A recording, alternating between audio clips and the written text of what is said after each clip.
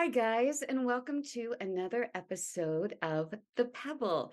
And I am here today with my friend Alexandra, who describes herself as a serial entrepreneur in the best ways. And she is going to share how you can get past your fear and really make things happen so that you can be living a joyful life, spreading joy, and have things that, support yourself and your family and just be, living the pebble life. So, welcome, Alexandra, and thank you for joining us today. Thank you so much for having me. So, as I said, you have started a business, and you even told me that you have spoken about this topic and wrote a book. So, I thought we might just start there, and you can tell me about how you started and not only started your own business, but began sharing your experience with others. I'll shorten the story in a nutshell because there's a long progressive journey. But basically, in the early 2000s, I started working for corporate America and really loved it. Was climbing the corporate ladder, and my last position was in sales there. And but at the same time, I always had this like pull, this internal pull, like entrepreneurial pull. I had like that I need to be doing my own thing. So I would dabble in so many different little businesses. I launched a soap line. I launched a cosmetic line while I worked at Wow. in corporate America. But eventually it just and the last business actually that I launched was a cosmetic line. I was doing that on the side, and eventually that business had grown to the point where I needed to make a decision. Is this just going to be a side job? Or am I going to, pursue this and go at it full force? And I had to take a huge pay cut. I took like a 60% pay cut to do this. Yeah, but I knew that if I didn't make the decision and just at least try it, I never would at that point. So I decided to leave corporate America, and I started a women's clothing store slash makeup boutique. So Mhm. I did makeup in college. I did makeup, so it wasn't like I just decided I was going to be a makeup artist. I had a background in it, and so I did makeup in my little boutique and had clothing on the upstairs level. And eventually, that grew into multiple locations. I franchised and learned the ups and downs of franchising, and yeah, it just snowballed into other businesses. I know we met doing social media influencing. A lot of people say, "How did you get into that?" I didn't aspire to be an influencer. I love doing it, but it wasn't something that I thought I'm going to become an influencer. I actually was posting pictures on Instagram and Facebook of my selfies of myself and my clothing that I was trying to sell through my store, and that's kind of how that happened too. So I'm taking pictures of myself. The audience is growing. Naturally, you know how it is. Brands start reaching out. And then it just turned into this big a little, I say big, mini little empire of an income stream here, an income stream here. Right. And yeah, it snowballed into many other things. I've since sold the stores. I'm doing social media full time and also launching another business. Wow. Well, that is incredible. But isn't that kind of how it often happens? We as women, we just keep things going uh, to make it happen, right? Right. And the book. Do you have a copy of the book you want to show Yeah. us? So I have this book here. It's called The Unconventional Entrepreneur. This is a book that I launched in November. So And exciting. thank you. I've learned throughout this journey that my passion isn't really makeup or clothing or influencing. My passion is actually launching businesses and Wow. branding. And so many people started reaching out to me and they're like, "How did you do this? How did you come up with your brand? How did you launch your own business? How did you quit your job?" All the questions. And I was mentoring so many different people just naturally through Instagram, people DMing and reaching out. And I thought I should write a book. And then that way it's all in a book. all the stories of the ups and downs, very personal stories too that I've gone through, but also QR codes where you can scan and print worksheets, Wow. activities on how to do it. It really walks you through the entire process. And at the end, it has a 7-week program from idea beginning to business launch, and kind of how you can stay on track there.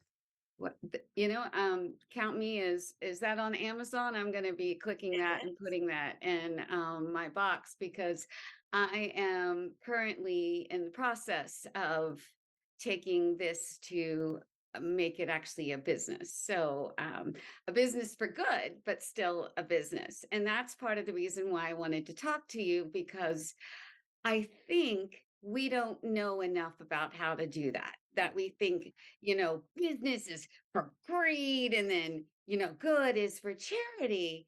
And I think that we should be able to put good into the world and live well. I don't think that that should be one or the other. And I feel like I reached out to you. The audience doesn't know this, but I reached out to Alexandra because, yes, we met via social media and she has adorable pictures of her son. And I'm in love with him. Thank But she also has this beautiful candle company too on the side and I saw what she was doing with that. And she had shared her philosophy about how scent really changed the room and the way it affected everything. And I thought, that's the pebble. She gets it. That little thing made something positive. And so I reached out to her and asked her to be on the show. And then we talked more. And just what she shared about, that she really was in love with business and creating new businesses, creating things that were positive. And I was like, that's really the pebble. Like, she gets it. Um, but what I loved about it is one of the things I want to share is that we don't have to live a martyr lifestyle to do well for others and ourselves. Like, I feel like if we were all doing what we loved, it would put so much good into the world, right? Like we can have businesses that bring us joy, that bring others joy. And when I see you talking about your businesses and like how you're like, I realized, yeah, I liked doing those things, but what I really liked doing was creating them. And therefore, you have chosen to teach others how to create that, right? And so, I think that's something that if we could meld those and say, yeah, it's okay for you to have a business that gives you a good life and it can still be a fair business to other people, right? It can have employees that are well cared for. It can make it a product that makes joy in someone's home or business, like all of those things. So, yeah. So why don't you share with them why you have so many boxes behind you? So we were talking about a good roll into this is how I started doing the influencing full time. It just became more lucrative than my clothing stores. I sold them and I started doing influencing, kind of just fell into it. Well, I've been doing the influencing since 2012. I love it. It's like I said, I didn't aspire to do it, but now that I'm doing it, it's so much fun because it is just creating all the time, which is fabulous. But it's also a very popular industry. There are a lot of new influencers coming into the space, and that is amazing. There's so much business to go around, but I've grown my following to a level that's not considered a micro influencer anymore, and brands are really really wanting to target micro influencers because their audience is very engaged due to algorithms. And I mean, not saying just due to algorithms, but there has been studies that show that the lower number of followers, like 50,000 and below, the more that audience gets to see your content, and so you have higher engagement. the 50,000 or maybe it's 80,000 and above. Instagram algorithms, your engagement percent might be 2% versus a 5%. So brands are seeing that. And, it's more affordable to work with micro influencers. So I'm, still doing this full time, love it. But I thought I'm seeing a shift in the market, and you've got to stay ahead of the curve if you're ever going to be an entrepreneur and or influencer too. See the trends. That's just business in general. So what I decided to do was I thought, I was in school. I took a break this semester. I was in school getting my PhD in marketing, well, business with a focus in marketing. And thank you. I fell in love with sensory marketing. When I started looking at the research and doing some, literature reviews on the space, I saw that it's not. It's the research isn't deep, meaning there's a lot more that can be researched on it, and also, it's just a whole new way of marketing by touching on the five senses. And a lot of businesses are getting it, but they're not understanding how to tie it together. For example, they will scent their space. You'll go into a hotel lobby and you smell a lovely scent. And it makes the atmosphere pleasant, right? So it elevates the experience. But how do exactly? But like, how do you tie that scent into a marketing opportunity? So that's all the boxes behind me are that. I'm helping businesses. I have mom and pop businesses. I have larger hotels, historical hotels, that kind of thing that have been around for a long time. And I am helping them to scent their space, but also create candles, linen sprays, reed diffusers, all the things with that scent. And it has their brand on it. So it's not necessarily my brand of candles. My company's called the Aroma House, but I am a sensory marketing company. So I'm helping other companies really target or elevate the customer experience through sensory marketing. So right now it's with scent, because scent is most closely tied with memory. But I'd love to include, as soon as I grow the scent part of the business, I'd love to include some visual aspects, maybe some visual and scent aspects together, try to tap into e-commerce, maybe scenting those shipping bags for certain brands, scenting postcards where if you've been in the store and or say you've been in your favorite hotel, you were talking about, you smell it, you've bought the candle, whatever, but you get a postcard in the mail from them that says something about their, spring specials, and you can scratch and sniff it and it smells like the lobby and You're you're looking at there, the you brand. wanna go back in an Yeah. instant. So That yeah, is so brilliant. that's all of the boxes. I launched it in January and I have 7 full clients now. I'm scenting their space, creating candles, linen sprays, reed diffusers. I'm working on the next step once I solidify all that, because I just started in January, will be the visual aspect tied into scent. I don't know how I'll tie taste in down the road. I'm not sure, but I plan on doing like, all the five senses: touch, visual, hear, all, I sound. love it. I can tell you're one of those whose mind just doesn't stop going. I'm much the same way, so I get it. I'm going to have to talk to you in all seriousness about creating the pebble candle, because I'm working on creating a series of things for the pebble to prompt like a journal and such. And I think if there was a pebble candle that you could light with the journal, how neat would that be? That would, you've got my mind turning. I mean, if you did a journal, a pebble journal that had a meditation in the beginning that prompts you to light the candle, talks about the notes of it, like the top note smells, imagine you're smelling, you're on the beach or wherever you want to set that setting, We'll and then have do to a make that meditation. happen. Yeah, that would be Said great. that, like all of like the ocean scents came to my mind, and I'm like, how amazing would that be? I was right there with you. So stay tuned, guys. Aroma House and the Pebble are going to come up with a meditation candle. I promise that is not too far in the future, because Exciting. I'm happy I'm about going that. to Very become one of Alexandra's clients and make that happen. great. Thank you. So, but yes, and I'm very serious about that. I wouldn't say that if I didn't really mean to make that happen at some point. I'm putting it in the universe, and therefore it will happen, because like my mind immediately saw it. So, Yeah. but I love your passion. When you speak of it, your face just lights up, and it's joy. And that's what, when I started this project, I said, we've seen how quickly negativity just shoots across the internet. And th- I believe that we can do the opposite. I mean, the internet can work for anything. So I'm just trying to fill the internet with joy and sharing great stories and great tips that we can all use. And you share your journey and your business, and you are aglow. And that's exactly what we want here on the Pebble. And so, do you do coaching still, or are you only doing this now?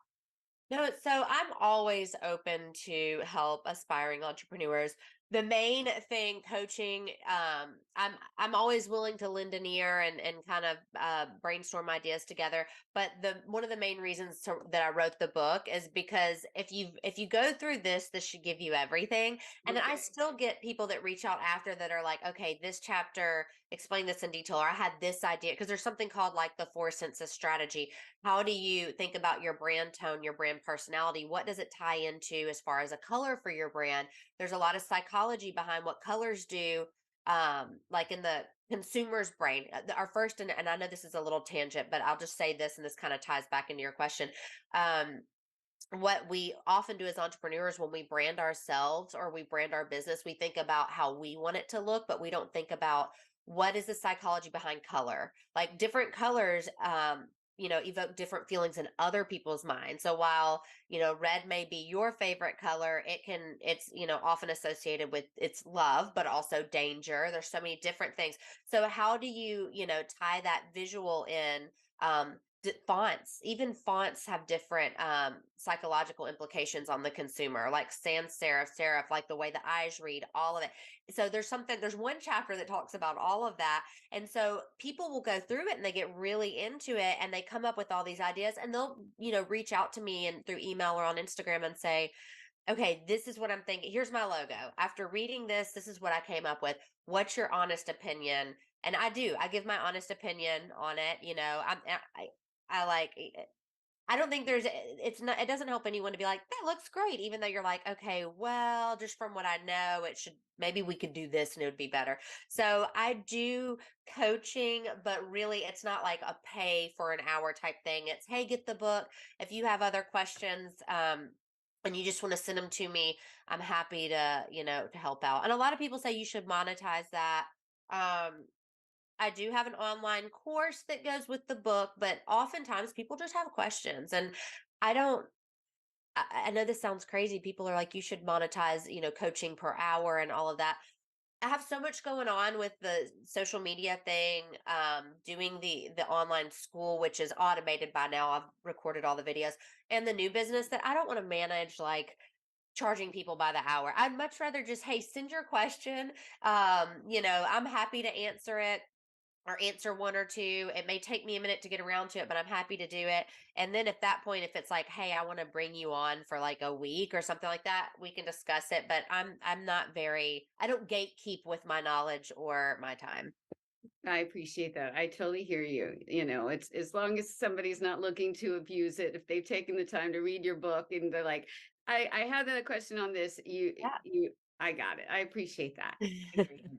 That's very generous, and that's very kind. And Thank that you. is a pebble. You are sharing a pebble. And that's I just came back from a conference last week, and I was just high, literally, um not literally. I was metaphorically high I because know what you mean, that of feeling. the generosity of joy and of knowledge that people brought of their gifts. I people that had expertise that were sharing it at the conference, and just feeling like I could really make my thing happen, and knowing that I one day wanted to be the person who could do that for another, that I would have something that I could pay it forward. Paying back doesn't really help any. Paying it forward is what keeps all of the ripples and the water going, right? Right. That's what really makes the ocean move. So that's really glorious. I appreciate that. And like I said, I think that what you're looking to do in all of your businesses comes from the same spirit, which is that you see a hole that needs to be filled. And it sounds like that's what probably drives why you like creating businesses. You see something that you want to fix or make better, and that's the creativity in you that's like, I could do something about that, right? Yeah. Yes. Well, what would you say is, kind of your number one tip if you were I think we're both moms, so we get it. You're always facing time constraints. You're always facing probably lots of us entrepreneurs. I know for me, it comes from a place of there's not enough money, right? And so the concept of starting something seems daunting, so you don't feel like you have enough time. You don't feel like you have enough money. And yet you want to fix those things by becoming an entrepreneur, and you can't start it immediately in the sense that I'm going to quit my job to fix it, right? Right. So what would you say your number one tip is for stepping out and getting beyond that fear to say, I can still make something great happen? Yeah. So time is always. I think you've if you haven't already figured it out by now, you will at some point. Not saying you, whoever is watching. Right, right. Time is always a thing. I mean, I remember I didn't have I waited and waited to have my first child because it never felt like the right time, and then it just happened, and I was like, well, I guess the time is now. And I was like, and so but I pushed it, and it was always in my head. Now's not the right time. Now's not the right time. You have got to, if you are thinking about becoming an entrepreneur, that's just got you just got to get it in your head. It will never ever be the right time on your time. You just have to do it. Money, yeah, money is a big thing. I love the digital world because you can do a lot of free learning on in Google, learning how to boost yourself through Facebook. They have the Facebook and Instagram blueprint. It's a 7-week course. It's free. It teaches you all the things. Yeah, so I always tell people get on there and really learn through all the free resources or just like books like mine. But doing a shameless plug, I mean. No, do it. Do it. You're allowed, please. It's $27.95, and that's an investment into your future. I mean, it's going to take you from the idea phase to launch. So there are a lot of small things you can do. But, when you're ready to launch, it's like I need the money. There are so many people out there ready to invest. There are so many people that are just they don't want to do the creative part like we like to do. They just have the money and they want to invest and they want to help people and see them thrive, but they also are thinking, hey, I know this person can make it happen and make me some extra money on the side. So build that business plan and reach out to investors. I mean, that's step one. When I started my first business, I started with only and I say only, this is a lot of money, but it's not to open a boutique. I always recommend you have anywhere from 50 to 100,000 to open a boutique. I opened mine with $10,000. That was all I'd saved from all my birthdays through high school, all through college and my Wow. corporate America job. So like, I'm impressed you had saved. I mean, especially as a young woman, that's impressive. thank you. I saved, but it wasn't enough. But what I had an idea for that. I knew it wasn't enough. I planned for that. I chose a location where I would be the only store. So it's like, you're going to have to shop with me unless you want to drive, 10 minutes away. So like, I planned for that. So money should not hold you back. It should never hold you back. You don't want to be on your deathbed and think to yourself, I wish I would have done that. And I didn't. I lived this mediocre, oh, it's all right, I'm making good money kind of life, and I didn't live in passion. I I think it was a perfect place to end, mediocre with money versus living with passion. I Yeah, would choose living with passion all day long. amen. It took me years. It took me 5 years to even make what I was making when I left my job at 27, and here I am in my 30s with kids, and I'm still not making what I made when I was 27. But now I've surpassed that by, miles. You got to put in the hard work, but you gotta put in hard work for anything that you want in life. But at the end of the day, you feel good about the work you're doing, and I think that's all the difference. And because again, you're aglow, and Thank you. you can if you can go to bed at night going, "I really, I really love what I'm doing." I won't be able to properly attribute the quote. I apologize, but there is a famous businessman that said, "If you love what you do, then you never work a day in your life." Yes. And I should try to look that up. But, I will try to attribute that down here. Yeah. But it's true. And so, that's what we are trying to do here at the Pebble, is that if you the closer you are to being your best self, the more you're serving your purpose in the world, and the more you serve your purpose in the world, the better the whole world is. So thank you, Alexandra, for sharing your journey, a little bit of your journey. You are welcome back anytime you would Thank like you. to be here. You're clearly serving your purpose. So we thank you for that. And we thank you, viewers, for being a part of the Pebble today. And if you enjoyed the show, I always ask you to push that subscribe button if you haven't already, and tell your friends, because remember the old Dr. Pepper commercials? I'm a pebble, she's a pebble, you can be a pebble too. Yes, I'm a dork. That's what makes it the Pebble. Anyways, have a great day. And thanks again, Alexandra. Bye now. Thank you for having me. My pleasure.